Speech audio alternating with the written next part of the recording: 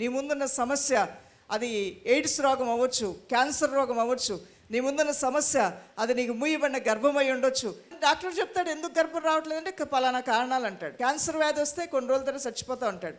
అంటే నీవు ఎప్పుడైతే నీ ముందున్న ఒక వ్యాధిని చూస్తే అది నీకన్నా పెద్దగానే ఉంటుంది. తప్పకుండా నీ ముందున్న సమస్యను చూస్తే అది నీకు మించిపోయే ఉంటుంది. ఎప్పుడైనా సరే నీ కుటుంబ పరిస్థితులను చూస్తే, నీ ఆర్థిక వ్యవస్థను చూస్తే, నీ ఇంట్లో ఉన్న మనుషులను చూస్తే నీ వల్ల కాదు ఈ సమస్య పరిష్కరించడం అన్నట్లుగానే ఉంటుంది.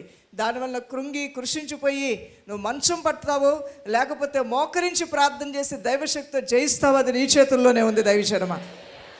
రెండే విషయాలు జ్ఞాపకం ఉంచుకోండి. నీ ఎదుటిగా ఉన్న సమస్యని నీ దృష్టితో నువ్వు చూసి ఆ సమస్యను ఎదుర్కోవాలంటే నువ్వు ఓడిపోతావు.